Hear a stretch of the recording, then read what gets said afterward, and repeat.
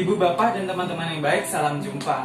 Hari ini kita ingin merenungkan salah satu bacaan pada hari Minggu ini, yaitu dari 1 Tesalonika bab 5 ayat 1 sampai dengan 6. Judulnya tentang berjaga-jaga. Nama saya Frater Kevin, dan saya hari ini tidak sendiri. Saya bersama dengan rekan saya, Frater Dudu. Salam kenal Bapak Halo, Ibu Frater dan Dudu. teman-teman sekalian di rumah. Oke. Mungkin sekarang kita bisa baca dulu ya, Frat ya. Tuh, Silakan, Frater Dudu. oke. Surat Rasul Paulus kepada jemaat di Tesalonika. Yang pertama, surat yang pertama, bab 5 ayat 1 sampai 6. Tetapi tentang zaman dan masa, saudara-saudara tidak perlu dituliskan kepadamu, karena kamu sendiri tahu benar-benar bahwa hari Tuhan datang seperti pencuri pada malam. Apabila mereka mengatakan semuanya damai dan aman, maka tiba-tiba mereka ditimpa oleh kebinasaan, seperti seorang perempuan yang hamil ditimpa oleh kesakitan bersalin. Mereka pasti tidak akan luput. Tetapi kamu, saudara-saudara, kamu tidak hidup di dalam kegelapan, sehingga hari itu tiba-tiba mendatangi kamu seperti pencuri.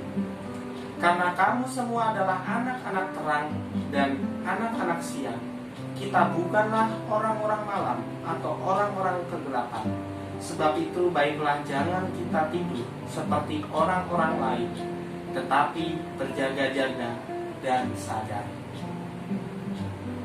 Demikianlah sabda Tuhan. Syukur kepada Allah. Ibu, Bapak, dan teman-teman yang terkasih, tadi kita sudah membaca dan mendengarkan sabda Tuhan tentang berjaga-jaga. Nah, oke, Frater Dudu. Nah, dari bacaan yang sudah tadi kita dengar bersama-sama, kira-kira apa yang bisa kita petik, pesan baik apa yang bisa kita ambil tentang berjaga-jaga? Mengenai sikap berjaga-jaga ya, tentu kita melihat kondisi sekarang. Yang paling nampak bisa kita lihat yaitu kondisi bumi yang semakin menurun, Frater Kevin. Semakin tidak baik. Kalau kita bisa lihat contoh Ya, apa aja nih yang Contoh. baik dari bumi? Contoh pertama kita bisa melihat ya, dan ini sangat bisa kita rasakan, panas bumi yang kian lama makin meningkat. Panasnya bisa sekarang 33 derajat, bayangkan. Di Jakarta bisa 33 derajat. Lalu juga selain itu ya, kalau kita lihat di mana-mana ya, sumber air bersih itu sudah semakin jarang karena udah terkontaminasi itu oleh deterjen, oleh ya banyak penambangan dan sebagainya. Terus kedua, yang paling sangat terasa pasti polusi kan? Iya, betul sekali. Polusi di Jakarta ini, polusi. Waduh. Sempat juga kita waktu lockdown ya, itu kan Jakarta sempat langitnya cerah kan ya, terus udara juga kok agak lebih seger. Tapi sekarang kalau udah nggak lockdown lagi, Ya, rasanya kembali polusi lagi kan. Tadinya kayak embun, tapi ya sekarang kok embun kotor, embun hitam. embun hitam. Terus ya puncaknya sekarang kita rasakan dengan munculnya wabah virus corona ini, Kak Kevin. Itu yang paling sangat menyakitkan ya, karena ya salah satu luka alam ya wabah virus corona ini mungkin yang perlu kita waspadai dan jaga-jaga.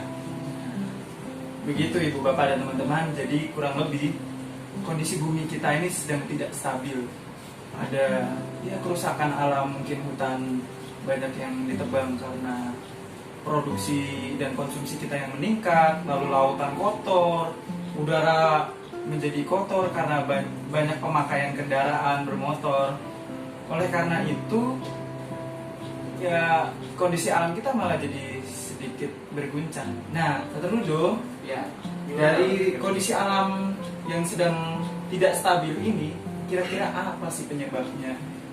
ya kalau Paus Fransiskus sendiri ya ketika memberi pesan dalam salah satu surat atau khotbahnya gitu ya, ya tidak lain kerusakan alam ini disebabkan oleh karena kerusakan dalam diri manusia sendiri. Gitu ya. Kerusakan apa yang paling nampak? Yang paling nampak ya sikap-sikap egois kita yang kadang-kadang ya hanya untuk kepentingan kita kurang mempedulikan atau melihat juga resiko-resiko yang bisa berdampak di lingkungan sekitar kita. Itu yang ditekankan Paus Fransiskus. Gitu. Tidak lain kerusakan alam adalah kerusakan dari ya sikap-sikap dalam diri kita sendiri yang egois tadi. Terkadang kita juga memang secara tidak sadar kita egois ya Bu Bapak ya. Sebenarnya hal yang sederhana ya. Misalnya mungkin saya berikan contoh juga pemakaian air conditioner atau AC ya kan? Itu sebenarnya egois kita kan pengen adem ya, pengen adem, kok bisa kita nyalain sampai salju keluar ya kan? Tapi apa dampaknya apa, udara di luar menjadi semakin tipis dan panas karena ada ya pemanasan global dan konsumsi AC kita yang terlalu berlebihan ya, gitu itu. Lalu Frater Ludo dari sudah kita renungkan bersama tadi bacaan dan banyak kondisi bumi yang kurang stabil. Langkah konkret apa yang dapat kita lakukan untuk mencintai alam dan merawat bumi kita? Kita nggak usah ngomongin ozon berlubang ya. Kita nggak usah ngomongin ozon berlubang. Itu udah urusan lain. Hal sederhana apa? Ya, yang hal-hal sederhana yang bisa kita lakukan untuk memulihkan ya. Memang ini perlu ketekunan ya, gak gampang. Karena godaan untuk akhirnya egois lagi tuh bisa. Perlu niat, perlu ketekunan.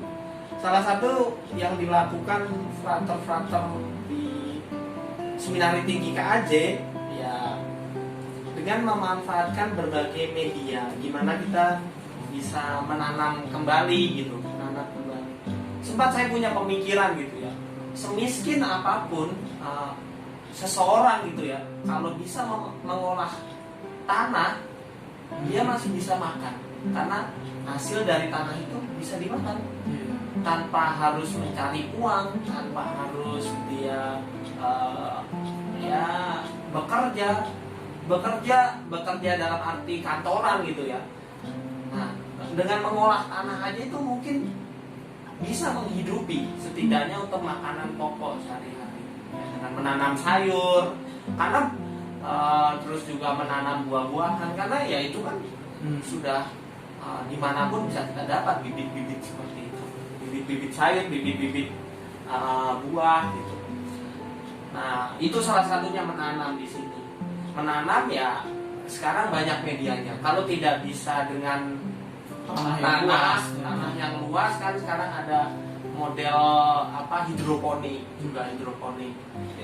Itu juga mengingat karena perumahan orang-orang zaman sekarang itu ya, lahan untuk tanah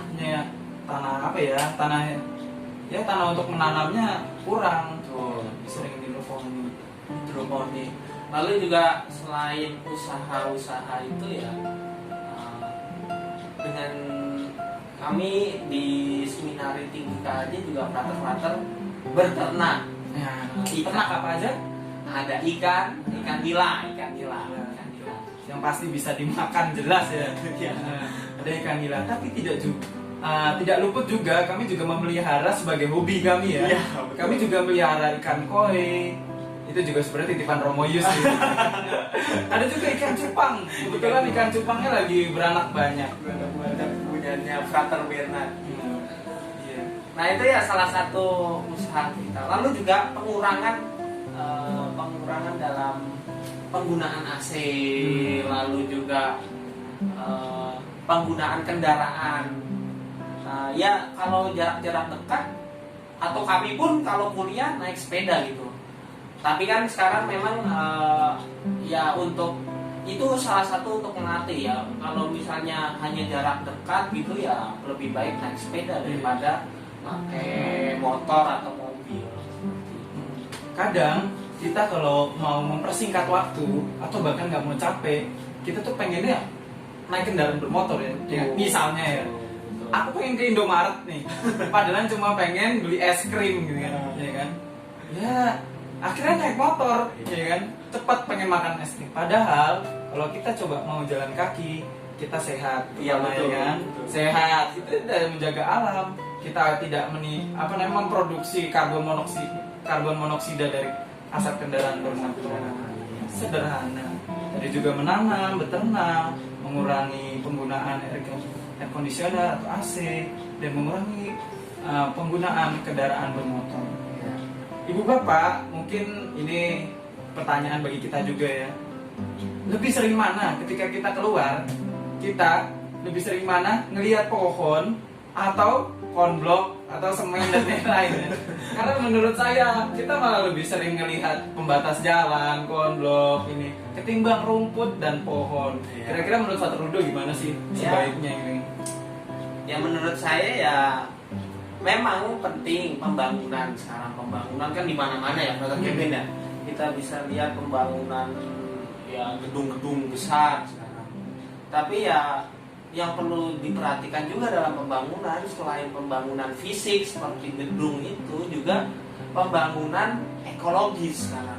Pembangunan ekologis di mana juga di situ disediakan juga lahan-lahan hijau, juga taman-taman.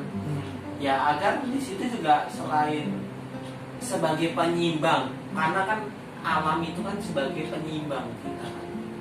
Dan kita juga nggak bisa lepas dari alam itu, pohon dan sebagainya. Nah itu alam itu sebagai penyimbang, juga sebagai sarana perjumpaan kita mungkin dengan sesama kita ya kan, alam. Betul. Di situ kita bisa main bersama. Orang pun ketika berjalan jauh gitu ya pasti akan sangat nyaman kalau ada pohon rindang. Nah bisa duduk di situ, ngobrol di situ, ya kan? Iya betul. Ditimbang gedung, hanya gedung doang. Kita nggak bisa, kadang-kadang juga nggak boleh masuk. Kalau alam kan gratis. Gitu. Iya. Mungkin ini salah satu pendapat saya juga ya. Ketika kita mau mencoba merawat alam dengan hal yang sederhana, mungkin menanam pohon, menanam ya kangkung atau apa, kita tidak perlulah mengemis di jalan. Ketika kita coba merawat, mengemislah pada alam. Setuju. Mengemislah pada alam. Betul. Sambil kita merawat, kita mengemis pada alam. Apa yang kita dapatkan pasti dari alam itu ada sesuatu yang baik. Tetapi jangan ngemis terus, nggak mau ngerawat. Nggak mau merawat, Habis yang ada alam itu ya. Oke, Ibu Bapak dan teman-teman yang terkasih, mungkin sekian. Jadi pesan singkatnya kira-kira Fatur Rudo, secara tegas apa sih yang harus kita lakukan? Pesan dari berjaga-jaga. Ya. Saya akan mengutip ayat 5 dari bacaan tadi yang kita pilih. Karena kamu semua adalah anak-anak terang dan anak-anak siang. Kita bukanlah orang-orang malam atau orang-orang kegelapan. Sebab itu baiklah jangan kita tidur seperti orang-orang lain, tetapi berjaga-jaga dan sadar. Nah, dalam kondisi bumi yang kian memburuk ini, yang juga ya banyak kerusakan karena ya tidak lain karena ulah kita, sikap berjaga-jaga tidak lain sikap gimana memikirkan tidak hanya apa yang bisa kudapatkan dari alam, tapi sekarang juga memikirkan apa yang bisa kuberikan. Tidak hanya apa yang bisa kudapatkan, tapi apa yang bisa kuberikan. Sehingga ya kita dengan alam, dengan sesama saling membangun, bisa saling menguntungkan gitu. Sehingga kondisi kita, hidup kita gitu bisa terus seimbang. Iya. Jadi ketika kita menjaga alam, alam pun menjaga kita, gitu ya. Jadi Setuju banget. Setuju ketika kita banget. menjaga alam, ketika kita merawat alam, dari Fatur Rudo bilang, alam itu akan memberikan kepada kita bukan apa yang kita minta, seperti apa juga yang kita berikan kepada alam. Ketika kita menjaga alam, alam akan menjaga kita. Bapak, semoga kita dalam situasi atau zaman sekarang yang mungkin alamnya itu kurang baik, kita dapat merawatnya dengan baik, sehingga pada saatnya nanti anak cucu kita ya, masih walaupun ya kami frater enggak punya anak cucu, tapi keturunan kita semua dapat menikmati bumi yang indah. Nah, oke Bu Bapak, terima kasih sudah bersama dengan kami di sini. Semoga apa yang kita renungkan bersama dapat meneguhkan kita semua. Tuhan Yesus memberkati. Amin. Amin.